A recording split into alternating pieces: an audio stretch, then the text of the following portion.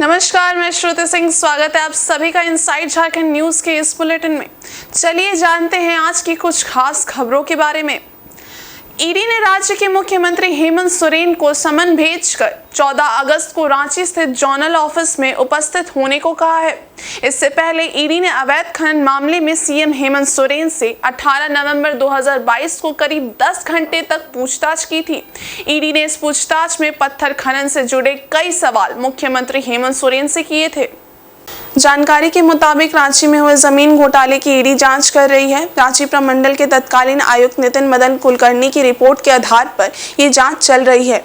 इसके पूर्व सेना के कब्जे वाली जमीन की जांच रिपोर्ट आयुक्त ने सरकार को सौंपी थी, जिसमें स्पष्ट था कि फर्जी नाम और पता के आधार पर सेना की जमीन पर कब्जा किया गया है, जिसके आधार पर रांची नगर निगम ने इस मामले की शिकायत दर्ज कराई और ईडी ने एफआईआर दर्ज कर इसकी जाँच शुरू की।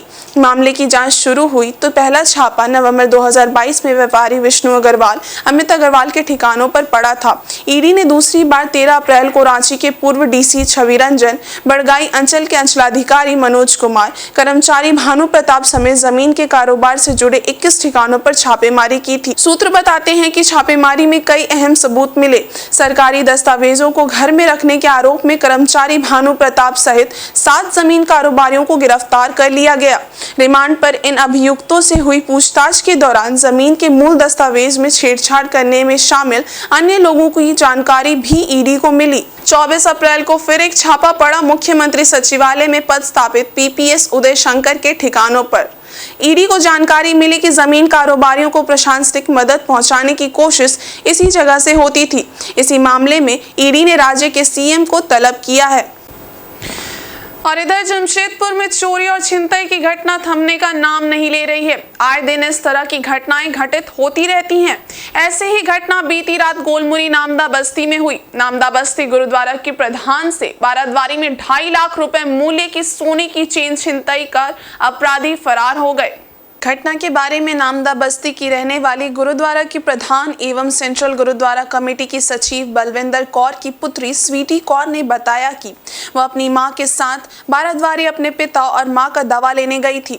घर लौटने के वक्त कुम्हारपाड़ा मेन रोड में रुककर दोनों मिट्टी का दिया खरीद रही थी। इसी बीच बाइक में सवार 2 युवक आए और मां के गले से सोने का चेन छीनकर फरार हो गए। स्वीटी ने बताया कि 2 युवक साई ड्रग सेंटर के पास से ही रेकी कर रहे थे। घटना के बाद सीताराम डेरा पुलिस को सूचना दी गई, जिसके बाद पुलिस ने साई ड्रग सेंटर पहुंचकर सीसीटीवी खंगाला, जिसमें मिले हुलिये के आधार पर पुलिस आरोपियों की गिरफ्तारी के प्रयास में जुट गई है। सर, मैं सिली जा रही थी मेडिकल, दवाई लेके वहाँ से निकली। फिर वहाँ से फिर मैं मेडिकल आई, मम्मी के लिए ड्रॉप्स ली और मैं यहाँ गाड़ी स्टॉप कर दी। गाड़ी स्टॉप की और 2 लड़के थे। 2 लड़के आए, मैं उसके बाद मैं गाड़ी लेके निकल गई। वो मेरे पीछे फॉलो करते गए। मेरे को फॉलो किया तो मैं बाराद्वारी में कुम्हारपाड़ा है, वहाँ मैं गाड़ी स्टॉप की। वहाँ से मैं दिया ली। जैसे मैं गाड़ी स्टार्ट की, मम्मी को बैठाई गाड़ी पे, वो लोग मम्मी का चैन पीछे से छीन के भागे और मम्मी को गाड़ी के नीचे गिरा दिए। तो उसके बाद वो 2 लड़के भाग गए।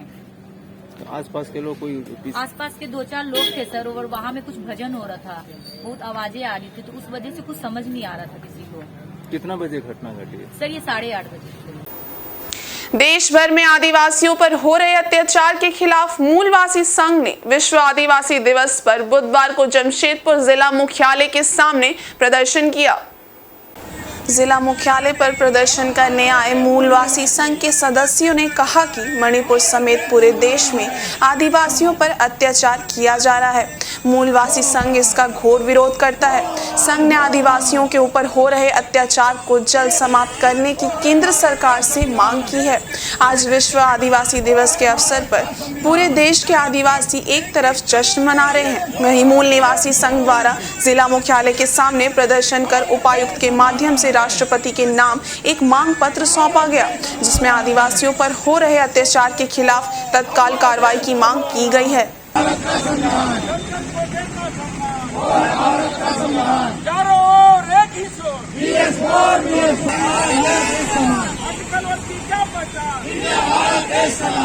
आज भारत के मूल्यवासी पूरे विश्व में मूल्यवासी दिवस मनाने का निर्णय लिया है, लेकिन हमारे भारत में कई राज्यों में जैसे पिछले दिन मणिपुर में हमारे मूल निवासियों बहनों के साथ अमानवीय घटना, अमानवीय व्यवहार किया गया, उनको बलात्कार किया गया, गैंग रेप करके उनका हत्या कर दिया गया। इस तरह से ये प्रतीत होता है कि हमारे भारत में कानून चीज का कोई नाम नहीं है। लेकिन मैं सरकार को ये मूल निवासी दिवस के माध्यम से, आक्रोश रैली माध्यम से, आक्रोशित होकर, आक्रोशित भावना के माध्यम से, हमारा आक्रोशित भावना जिला के उपायुक्त माध्यम से हमारा राष्ट्रपति महोदय को ये संदेश देना चाहते हैं कि यदि हमारे सरकार हमारी सुरक्षा का गारंटी नहीं ले पाते हैं, सुरक्षा नहीं दे पाते हैं, हमारे ऊपर हो रहे अमानवीय व्यवहार को वो नाकाम होते हैं सुरक्षा देने में, ऐसी सरकार हमारे भारत में रहने का कोई अधिकार नहीं है और हम कड़ी से कड़ी शब्दों में विरोध करता हूँ। मुसाबनी स्वयं सेवक संघ ने आज एक बैठक कर 12 अगस्त को अपनी 5 सूत्री मांगों को लेकर भिक्षाटन एवं विधानसभा घेराव का फैसला किया है। पूर्वी मुसाबनी पंचायत सचिवालय में गणेश कुमार भारत की अध्यक्षता में एक बैठक का आयोजन किया गया।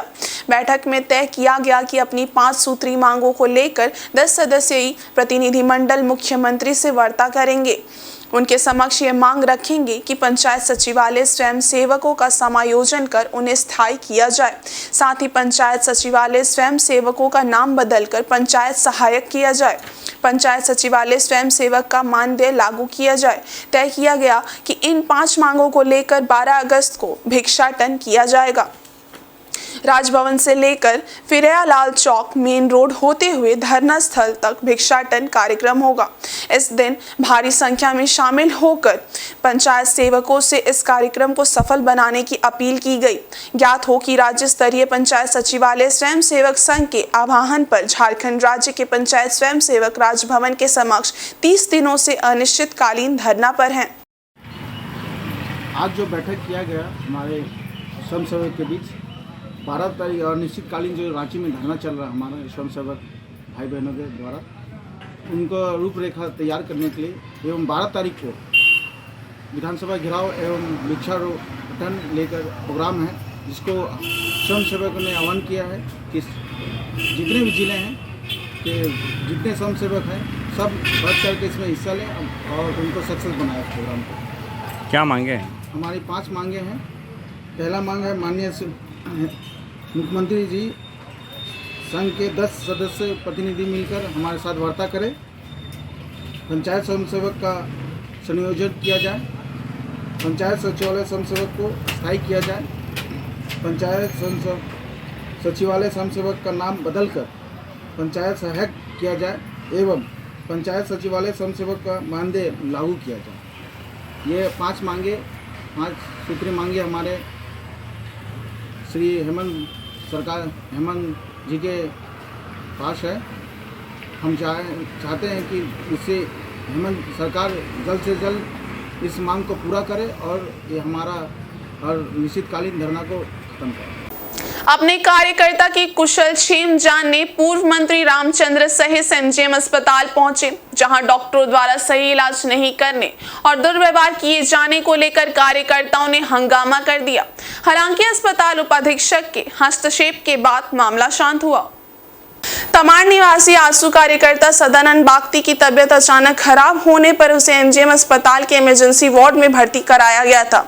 सही इलाज नहीं होने की जानकारी मिलने पर पूर्व मंत्री रामचंद्र साहिस अस्पताल पहुंचे, जहां आंसू कार्यकर्ता सहित कुछ अन्य मरीजों ने इलाज सही नहीं होने की शिकायत की।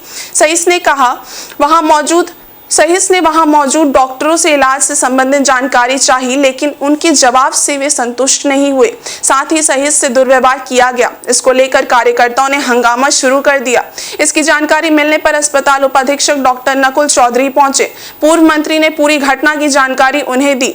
जिस पर उपाधीक्षक ने आश्वस्त किया कि जो दोषी हैं उनके खिलाफ कार्रवाई की जाएगी, जिसके बाद हंगामा शांत हुआ। इस मामले को लेकर रामचंद्र सहिस ने कहा कि सरकार करोड़ों रुपए अस्पताल में खर्च करती है, लेकिन यहाँ की व्यवस्था और मौजूद डॉक्टरों के व्यवहार में सुधार नहीं हो रहा है। उनके द्वारा मरीजों और अटेंडरों के साथ दुर्व्यवहार किया जाता है। अगर इनमें सुधार नहीं हुआ तो आजसू पार्टी जन आंदोलन के लिए बाध्य होगी। इधर आरोपित डॉक्टर ने साफ शब्दों में कहा कि वे पूर्व मंत्री को नहीं जानती हैं। जब उनसे भेंट ही नहीं हुआ है तो दुर्व्यवहार कैसे किया गया? मरीज को बेहोशी की हालत में लाया गया था, उसे ऑक्सीजन चढ़ाकर स्टेबल किया गया, फिर वे आईसीयू में चली गई थी। ऐसे में ये कहना कि इलाज नहीं किया गया, ये सरासर गलत है। हालांकि अस्पताल प्रबंधन ने पूर्व मंत्री को मामले की जांच कर उचित कार्रवाई का आश्वासन दिया है। उसके बाद मामला शांत हुआ। और इस अस्पताल में ऐसे मरीज आते हैं जो आर्थिक रूप से कमज़ोर होते हैं, लोग अपना जीवन बचाने के लिए आते हैं। सरकार इस हॉस्पिटल में सालाना करोड़ों रुपया यहाँ खर्च करती है विभिन्न मदों पर। दुर्भाग्य है इस राज्य के लिए, या विडंबना कहिए, इमरजेंसी में डॉक्टर नहीं है, और जो भी डॉक्टर हैं वो डॉक्टर ना मरीजों के साथ, ना मरीज के अटेंडर के साथ, ना उसका घर के लोगों के साथ अच्छा बिहेव करते हैं। इमरजेंसी में ऐसे मरीज आते हैं जिनको तुरंत ट्रीटमेंट की व्यवस्था चाहिए। ऐसी परिस्थिति में ये डॉक्टर यहाँ लापरवाही, कोई ध्यान नहीं, नेग्लिजेंसी के सही लोग बैठे रहते हैं। ये मजाक बना के रखा है। आज ये प्रेस मीडिया के माध्यम से ये हम लोग सरकार से भी कहते हैं, और यहाँ के जो सुपरिटेंडेंट है उनसे भी हम लोग कहना चाहते हैं, एमजीएम मेडिकल कॉलेज हॉस्पिटल का जो व्यवस्था है, इस व्यवस्था में अभी इसको सुधार लाया जाए, नहीं तो हम लोग बाध्य होकर के जो लोकतांत्रिक व्यवस्था है, हम लोग जनता के लिए लड़ाई हम लोग लड़ेंगे। जी, उनके तरफ से कुछ आरोप आया है, तो जो भी आरोप लगाया गया है, बाकी हम लोग अपने स्तर से उसको देखेंगे, जांच करेंगे, और यदि कहीं भी कोई दोष निकलता है तो निश्चित रूप से जो नियमानुसार कार्रवाई है वो होगी। मिसबिहेव है तो सही है। उस मरीज को हम अपने हाथ से ऑक्सीजन लगाए हैं, अपने हाथ से उसका सक्शन किए हैं। मेरे पिताजी भी प्रभात खबर में है, तो आप लोग ज़्यादा ये करने का कोशिश मत करिए। नहीं, मंत्री जी बोलते हैं कि आप बदतमीजी से बात कर रहे थे। हम पीओडी हैं और हम मंत्री जी से नहीं मिले, हम नहीं पहचान क्या चीज़ के मंत्री हैं वो। नहीं, पूर्व मंत्री हैं। तो पूर्व मंत्री है ना, अभी कुछ मंत्री वो आके मरीज का इलाज मंत्री करेंगे या डॉक्टर करेगा? डॉक्टर करेगा। जो मरीज को हम बेहोश हालत में देखे, उसको ऑक्सीजन हम लगाए, उसको सक्शन हम किए, जो दवा है हम दिए, तो मंत्री जी कौन होते हैं कुछ बोलने वाले? और हम इससे कुछ नहीं। मैडम, उनका कहना है कि आप उनसे बदतमीजी पूछने का अधिकार है कि नहीं है, वो मिले हैं हमसे। हम आईसीयू गए थे दूसरे मरीज को देखने, उनके मरीज को स्टेबल करके, तो वो कैसे बोल दिए कि हम मिसबिहेव किए हैं, जब उनको हम देखे ही नहीं है, मिले ही नहीं है। हम आईसीयू में थे, हम यहाँ थे भी नहीं। हम उनके मरीज को स्टेबल करके, और भी मरीज है इस अस्पताल में, जितना मरीज है सब मेरा रिस्पॉन्सिबिलिटी है।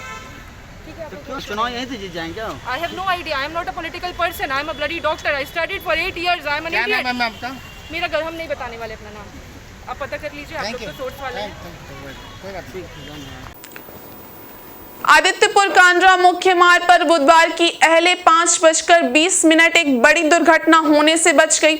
आदित्यपुर आकाशवाणी चौक पर कुछ लोगों को बचाने के प्रयास में 407 वाहन व डंपर आपस में टकरा गए। हालांकि इससे जानमाल की क्षति नहीं हुई, लेकिन कुछ देर आवागमन जरूर बाधित रहा।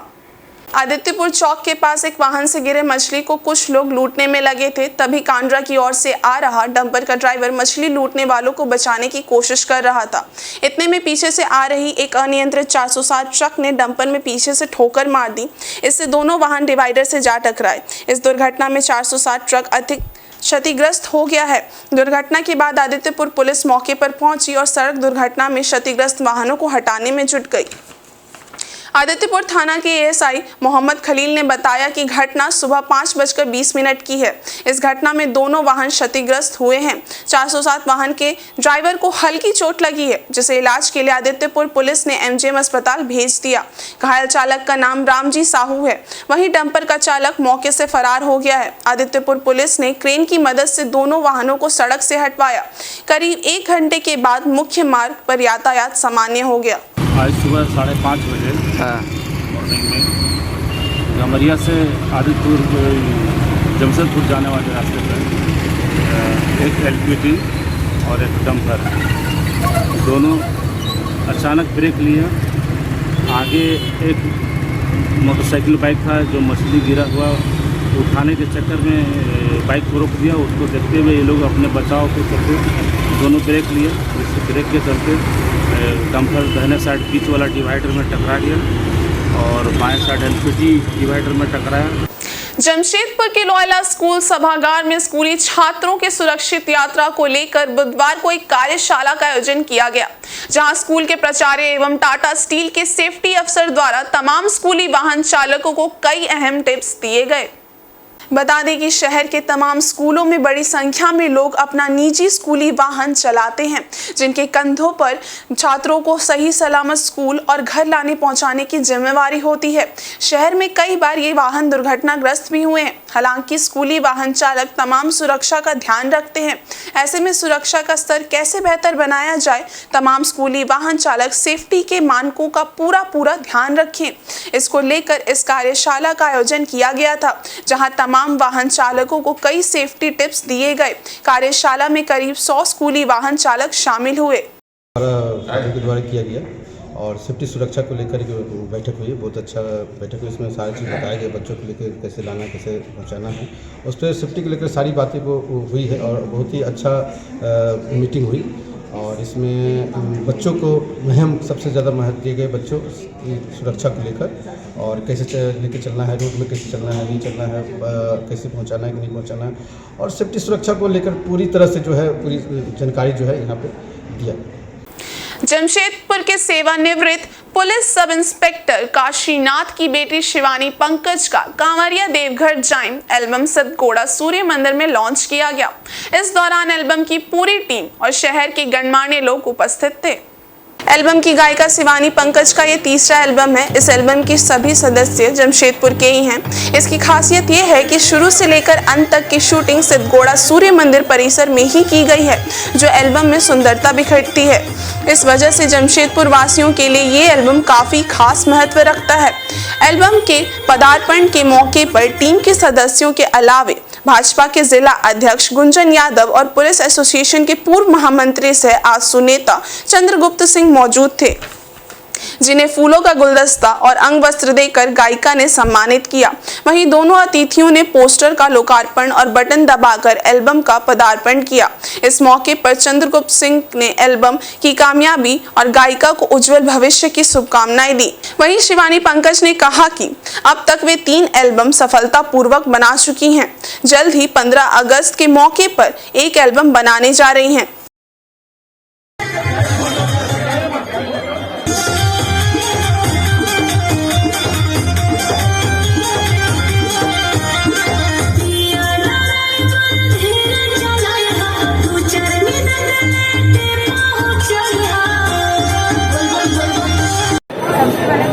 हमारे चाचा जी चंद्रगुप्त सिंह जी को मैं बहुत आभार प्रकट करती हूँ, जिन्होंने इतना सहयोग किया। और जितने भी अतिथिगण हैं हमारे बड़े, उन सबसे मैं यही अनुरोध करूँगी कि आप सब मेरे गाने को सुनिए और बहुत सारा प्यार दुलार कीजिए। यूट्यूब पर उसके शिवानी पंकज ऑफिशियल चैनल पर जाइए और हमारे गाने को ढेर सारा प्यार आशीर्वाद दीजिए। चाचा जी और कमेटी के सभी लोग हमारे लिए काफ़ी सहयोग किए और हमें बहुत सपोर्ट किए, अपना आशीर्वाद दिए। इस बात की मुझे खुशी है कि मैं आज इस सॉन्ग को मैं आज रिलीज की हूँ और सभी का सहयोग है, जितने भी हमारे आर्टिस्ट हैं सभी का पूरा सहयोग है, क्योंकि बिना सहयोग के कुछ होता नहीं है।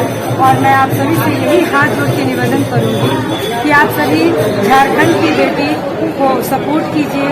SP Shivani Pankaj official channel पर जाएं और हमारे इस लेके कांवर हम देवघर जाएंगे। लेके कांवर हम देवघर जाए, ये जो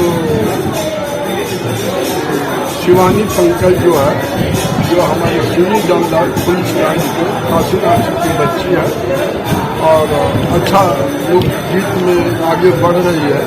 ऐसे बच्ची को हम लोग प्रोत्साहित करते हैं और भोले बाबा से आग्रह करते हैं कि भोले बाबा ऐसे बच्ची को आगे बढ़ाएं, तो बच्ची फले फूले आगे बढ़े और ये भोले बाबा से यही आग्रह करते हैं कि भोले बाबा इसको शक्तिमान बलवान की जिंदगी में एक सीन बनावे, ताकि ये आगे बढ़ करके इस झारखंड राज्य का नाम उज्जवल करे। क्योंकि पुलिस परिवार से है, इस बच्ची को हम लोग सभी आदमी शुभकामना देते हैं। इस बुलेटिन में बस इतना ही। ब्रेक के उस पार है कुछ और खास खबरें। तब तक के लिए देखते रहिए इनसाइड झारखंड न्यूज। धन्यवाद।